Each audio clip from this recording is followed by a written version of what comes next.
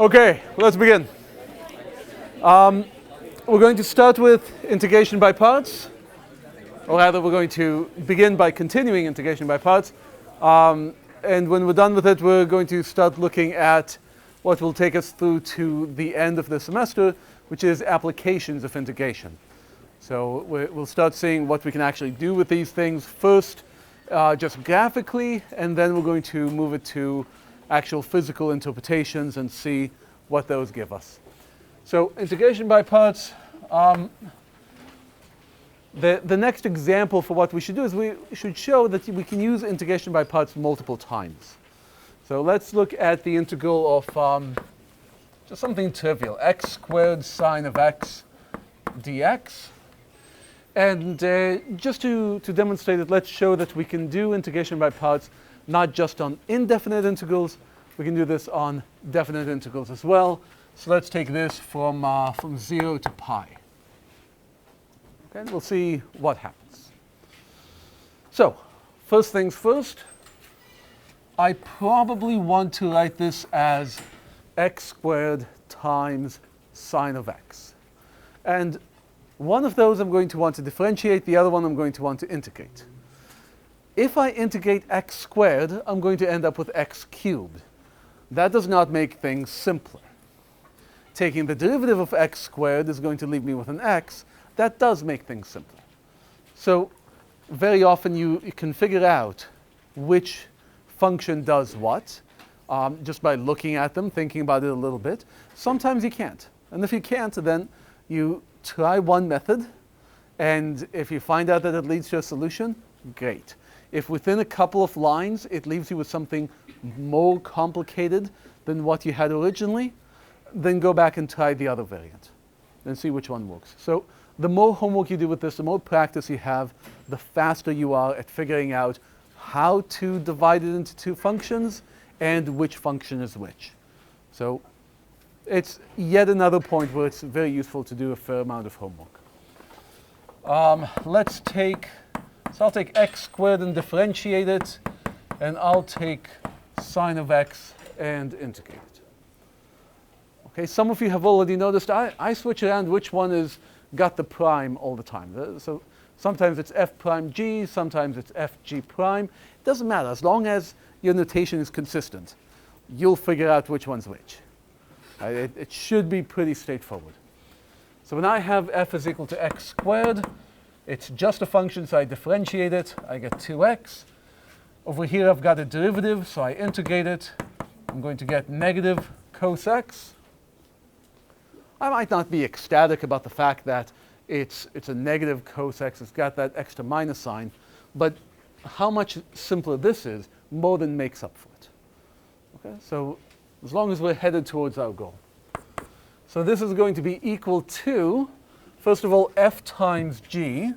It's going to be negative x squared cosine of x.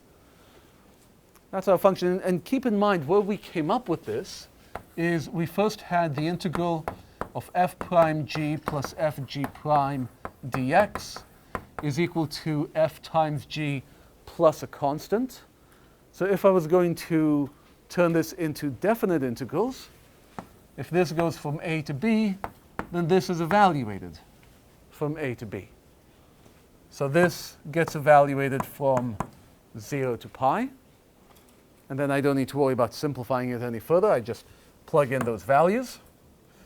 Minus the integral from 0 to pi of f prime times g. Minus negative is going to give me a positive. Be very careful with these.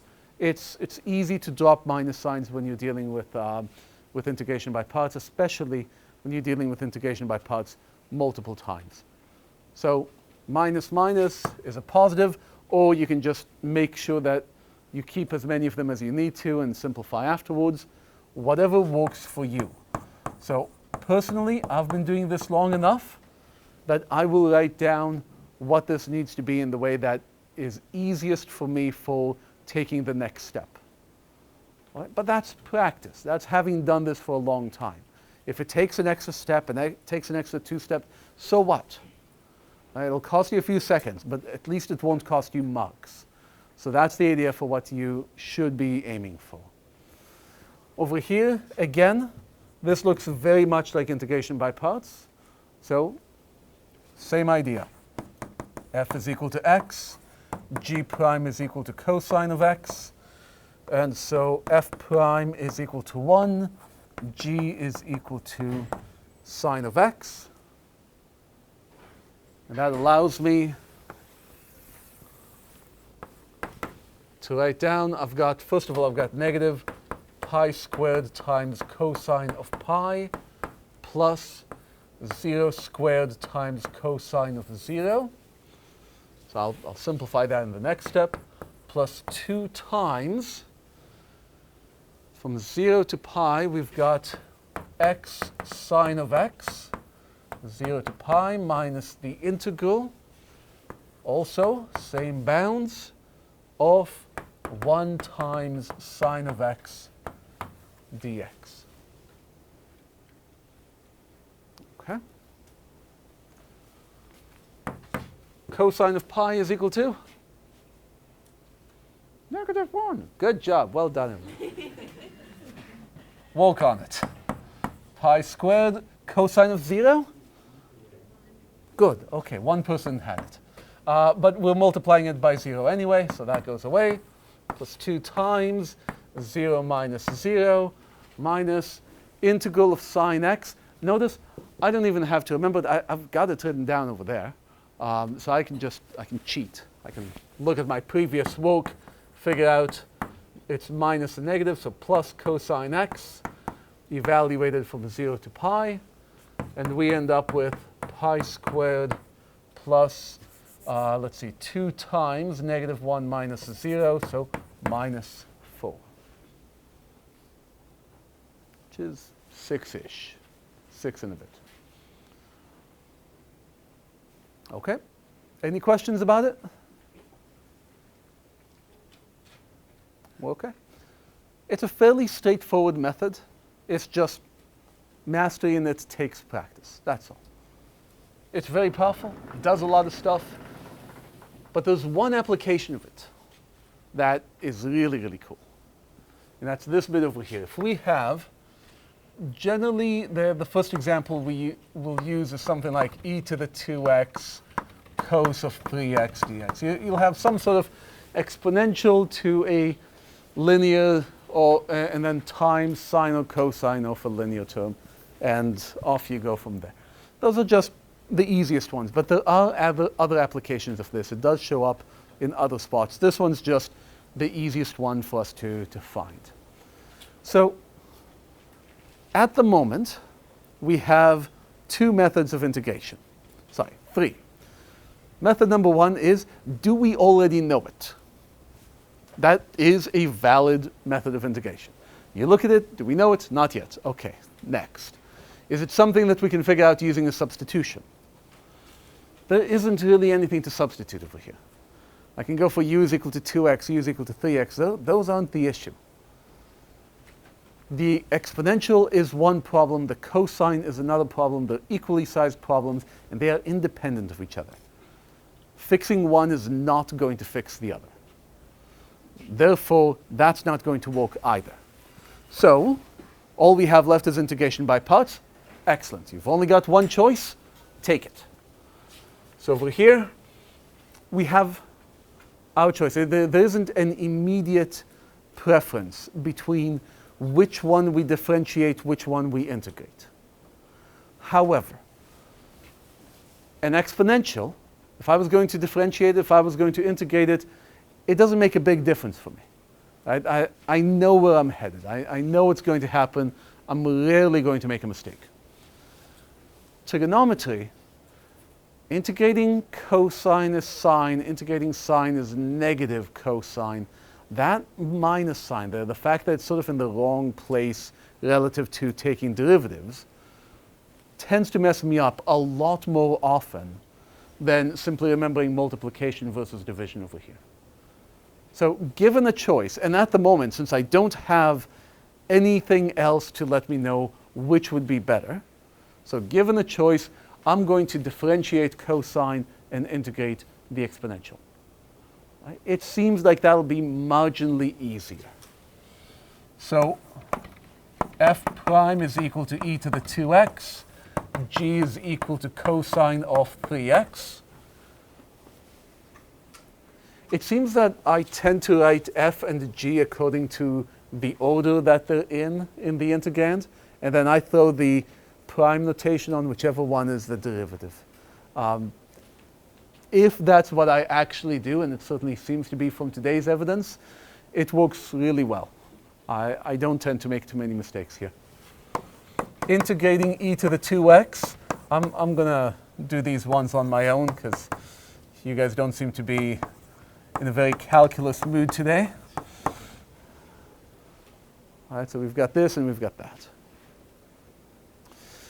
And so this is equal to e to the 2x cos of 3x over 2 minus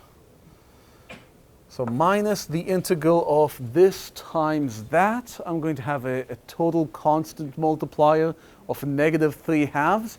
I'll take that out of the integral.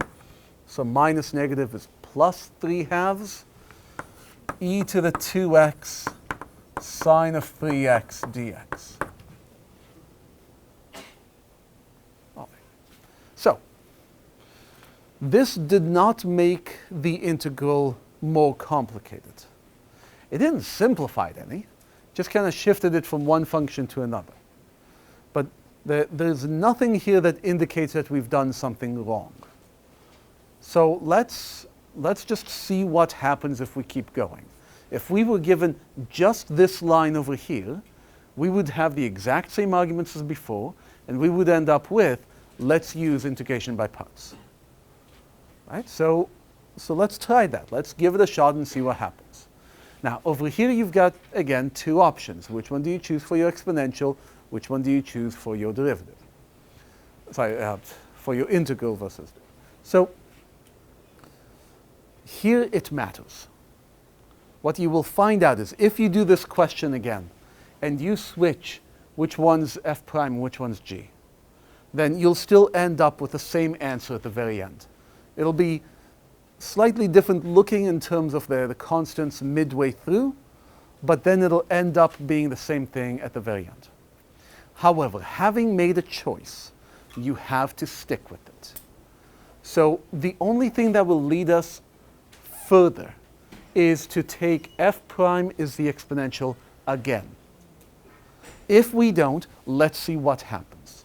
All right, so this is going to be attempt number 1 with the foreknowledge that this is going to get messed up really, really fast.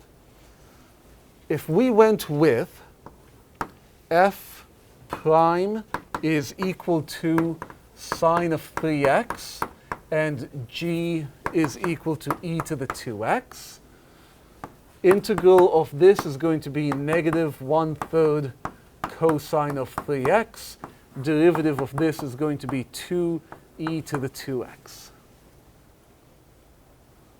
Okay, and so we take this whole thing and we get e to the 2x cos of 3x all over 2 plus 3/2 times f times g is negative e to the 2x cos of 3x over 3.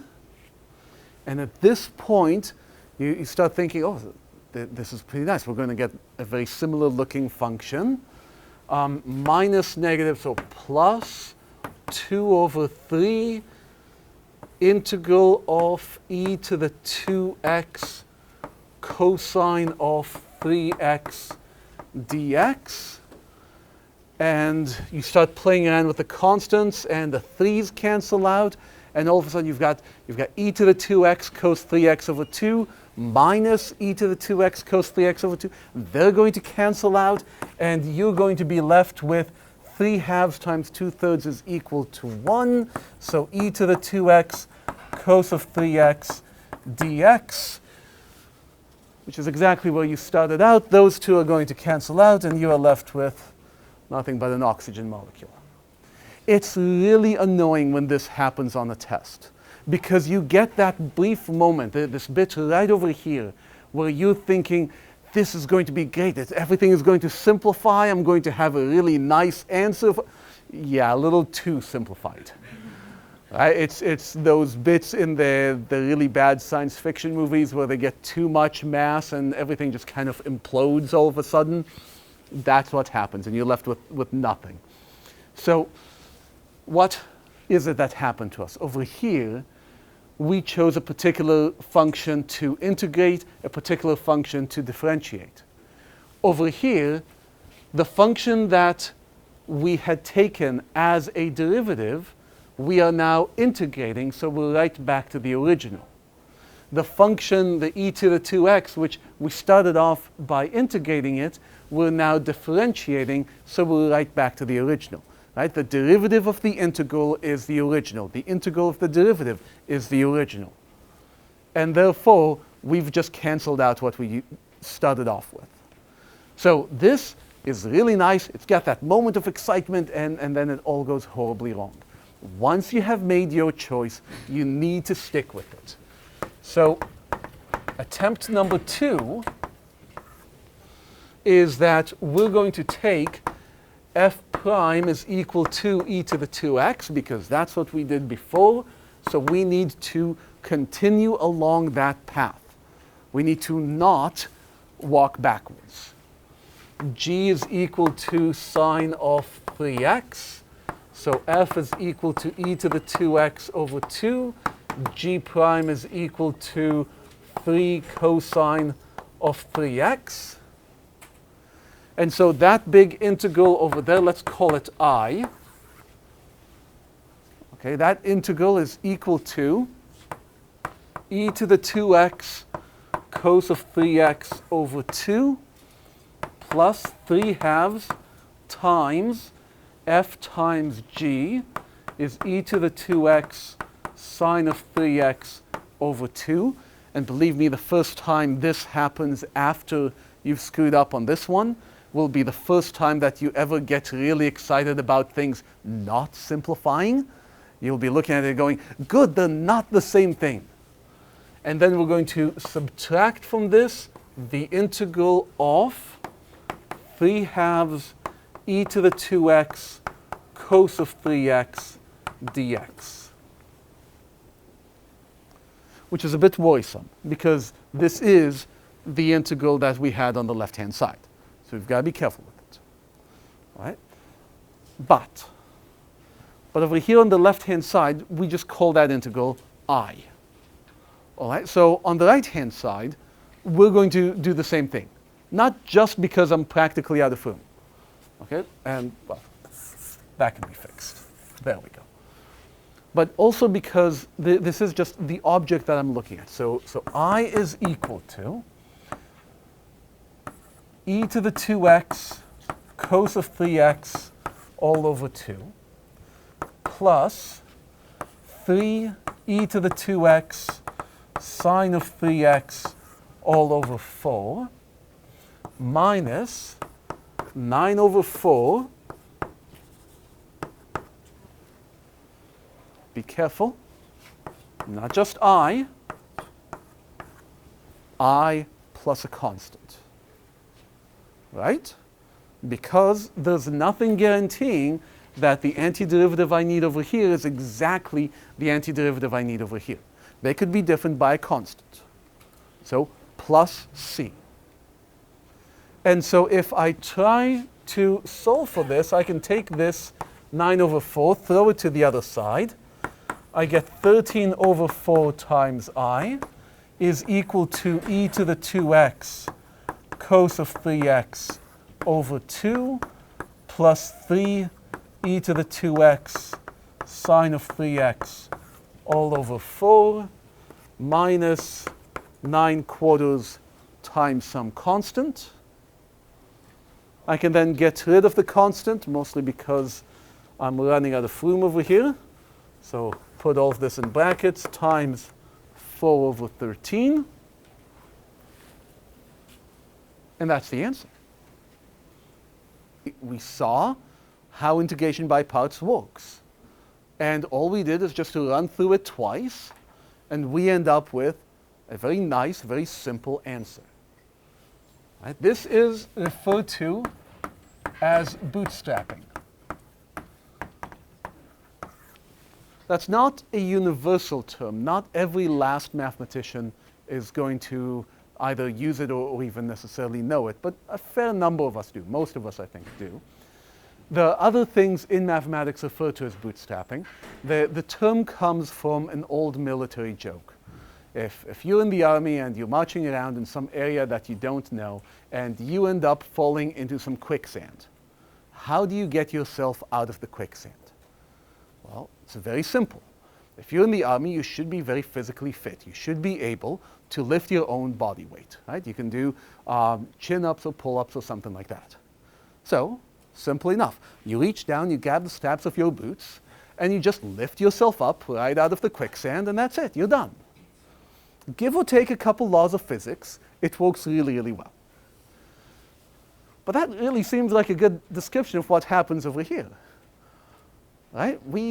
All we did is just integrate e to the 2x. That was like the third integral we learned. And it allowed us to solve something that we had not been able to do. So up until now, when I referred to what it is that you should be looking for when you pick your f prime and your g, I was very careful to say that it should not make the situation worse. Okay, it won't necessarily simplify it. It won't necessarily make it better. But as long as it doesn't make it worse, you should be on the right track. The whole idea of bootstrapping, again, practice. Right? There is a huge amount of the material over here where you want to go over it a few times. You want to make certain that you understand the material well. Yeah. So, yeah, the what just happened is basically magic, right? We did integration by parts over here, and then we did integration by parts over here, and all we're doing is just following the rules. Right, just following, this is how integration by parts works. And then once we got to the end, we found the same integral that we had in the beginning. But it's being multiplied by a constant that is not 1. So that's fine. I bring it over to the other side because I'm going to collect like terms. And when I do that, I just end up with some constant times my integral is equal to some function. Right, with a plus c over here. And so I get rid of the constant. And I've got exactly the integral that I'm looking for. Right, so what happened is, we picked ourselves up and lifted ourselves out of the quicksand. Right? It didn't require any work. We didn't have to break the laws of physics. And all of a sudden, we have our answer.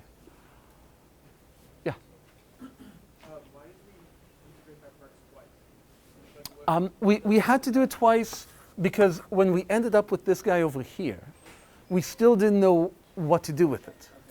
Yeah, but this is not the same as that, but it's not any worse.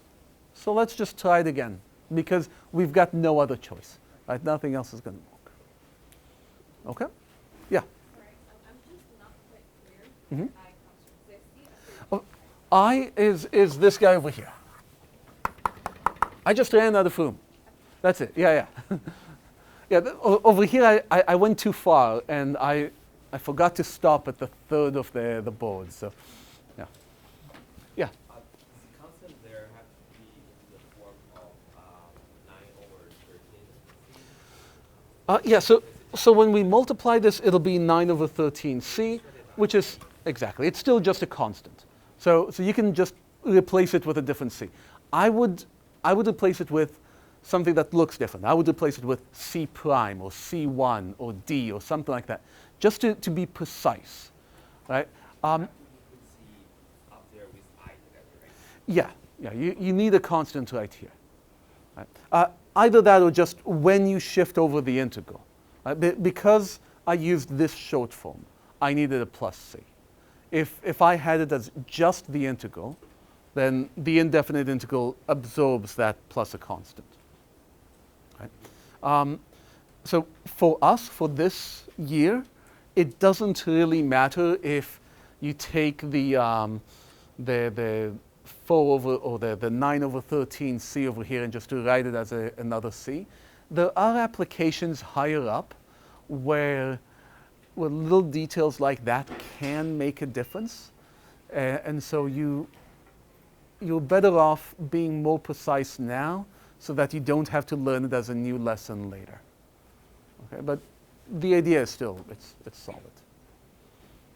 Okay, anything else? Yeah. Can you explain why we rate that as, why we rank the close C as well? Yeah, so this guy over here, we're looking at this integral. This integral is not necessarily the same as the original. They're both indefinite integrals for some particular function. So they're antiderivatives for that function. But they're not necessarily the same antiderivative. But that's okay. What the mean value theorem told us is that even if they are different antiderivatives, they differ by at most a constant. So that's why we put in the plus c, and that's what evens everything up. And in general, if you end up with an indefinite integral and you do not have a constant at the other end of it, you made a mistake. Right? There needs to be a plus c somewhere. Bare minimum, just throw it down at the last step. It's not a good idea. Please don't actually do that. But it's better than nothing. Right? It at least demonstrates to us that you realize at some point there needs to be a plus c. Okay? Anything else? We're good? All right.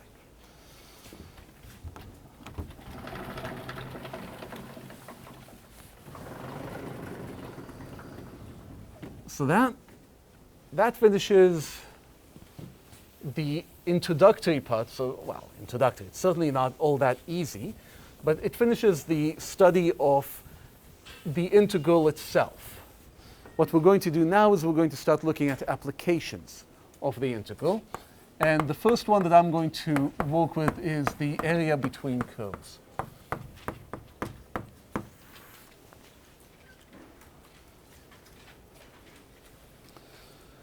Technically in the book there, the first one is net change. Okay? That one can be summed up in a sentence.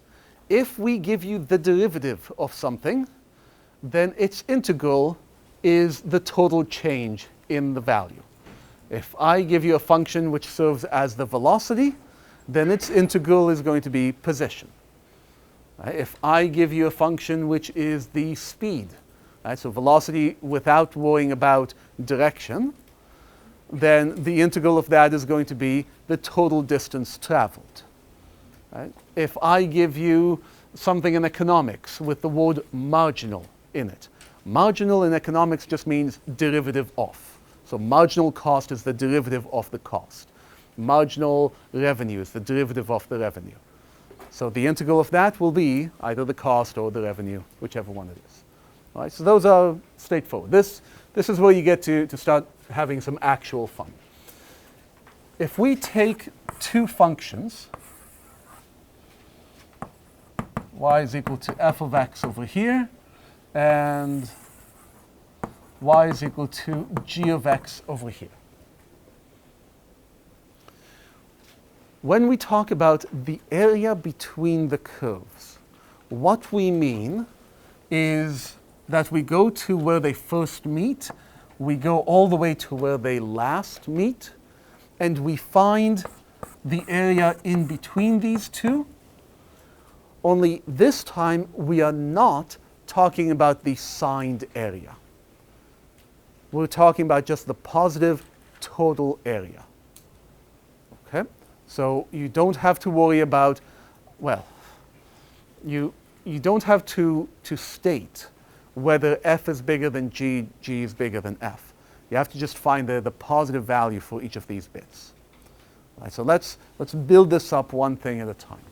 If I was trying to find this area over here, I would build it up using Riemann sums. So Riemann sums tell me that the area is approximately equal to the sum as I goes from 1 to n of these small rectangles. I need a height and I need a width. Width is easy, delta x. The height, or for each one of these, let's say we're using left-hand endpoints, we're going to take this rectangle, then we're going to take this rectangle, then we're going to take this rectangle, and so on. What we're doing is we're looking at the value of f over here minus the value of g over there.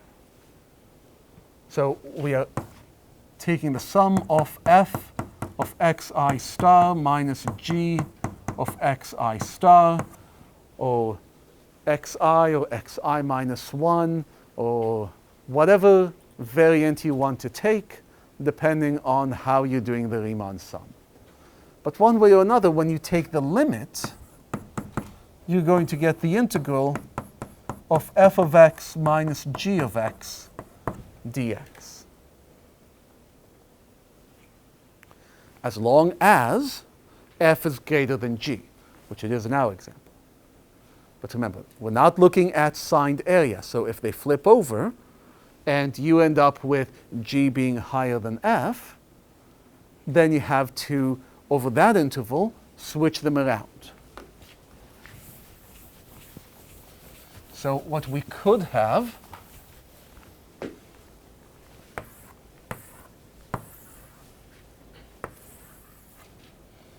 let's take this one is y is equal to f of x.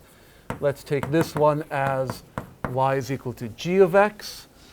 Think of these points as A, B, and C.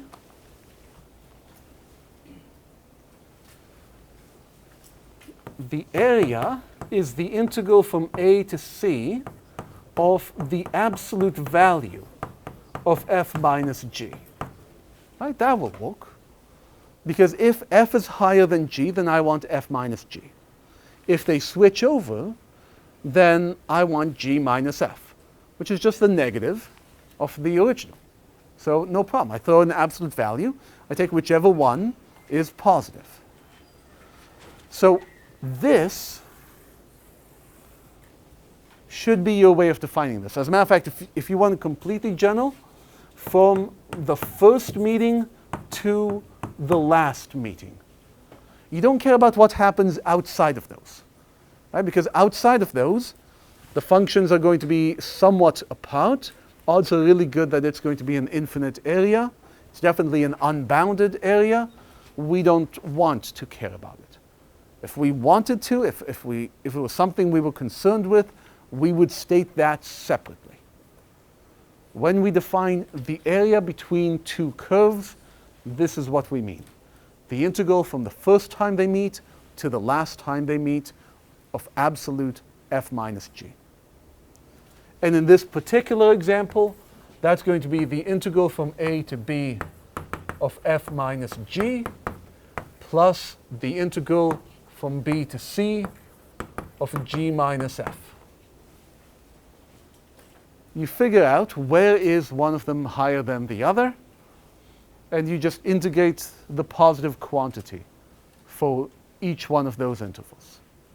So let's go through it with a few examples, get a sense of how this whole thing gets done. So first of all, find the area between f of x is equal to, I don't know, let's take this one to be x to the fifth minus x squared, and g of x is going to be x to the fifth plus x squared minus 3x plus 2. That will definitely not work. Plus 1.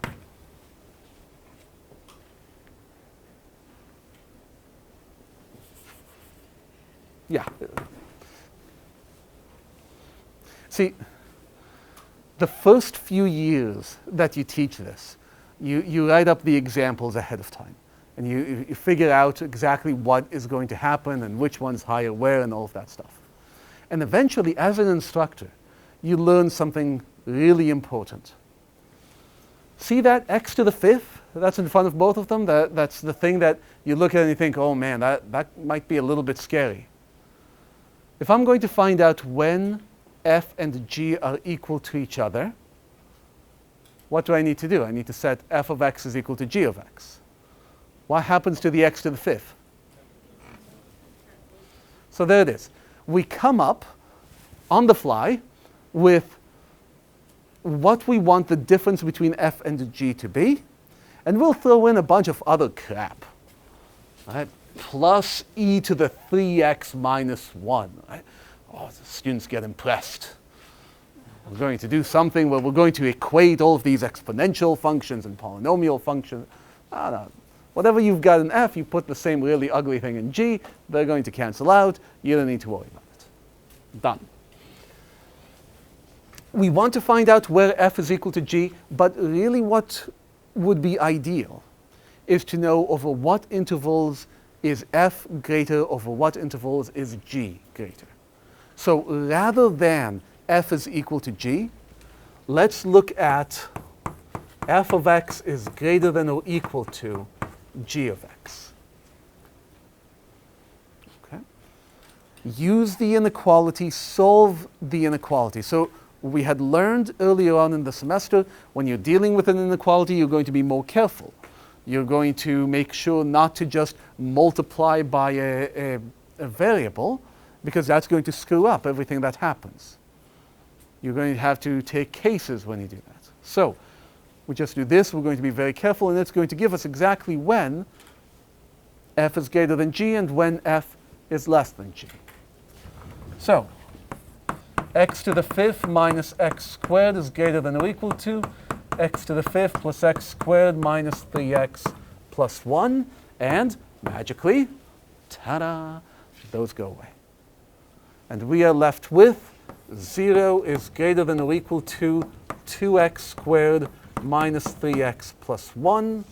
0 is greater than or equal to 2x minus 1, x minus 1. And so that gives us a point at a half, another point at 1. With this thing being positive, negative, positive. And what we wanted is this bit over here, right? Because we want this thing to be less than or equal to 0. We're looking for where it's negative. So over this interval from 1/2 to 1, it is true that f is greater than or equal to g. Right? I'm looking for when is this thing correct. When it's correct is exactly when this is correct.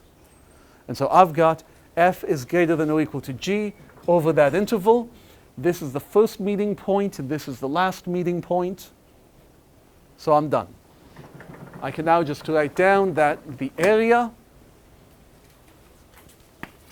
is equal to the integral from 1/2 to 1 of f of x minus g of x dx.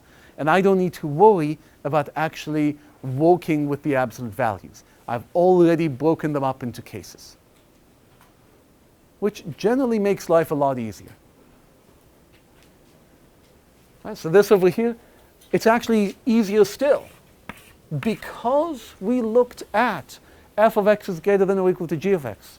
And since it's an inequality, we were careful and we didn't cancel anything.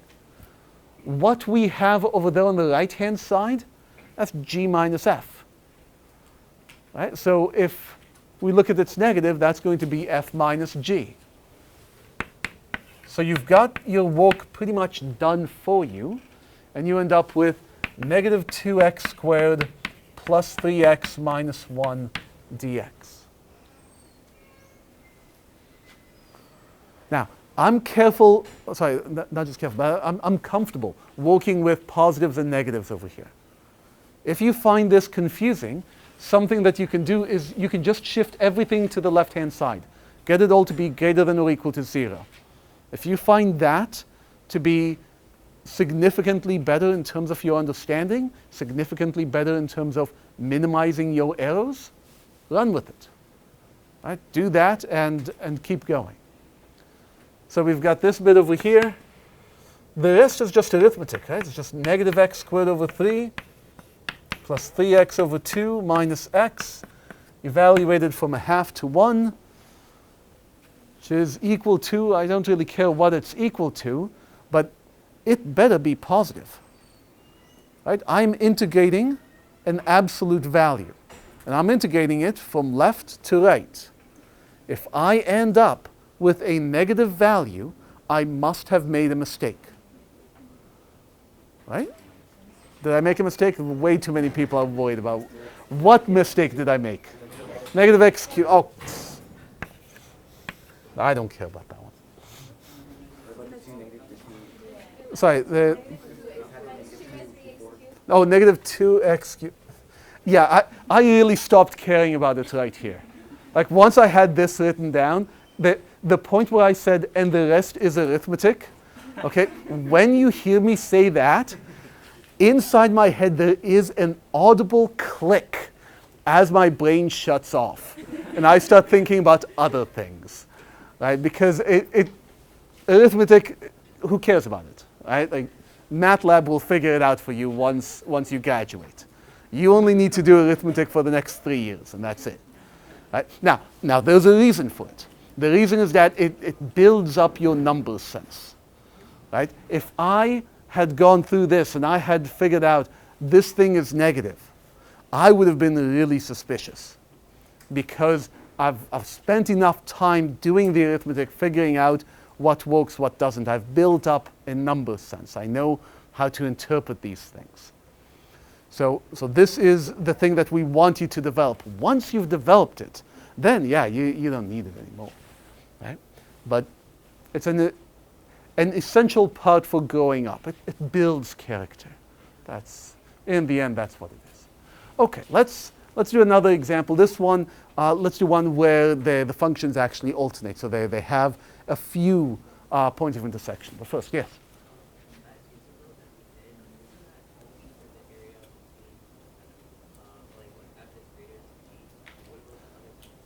So what happens is we're looking at it from the first intersection to the last one. Because what happens outside of it is that the functions are almost always just going further and further apart. So those areas are going to be unbounded. And if they're unbounded, I don't want to include them, because then the answer is always going to be infinity.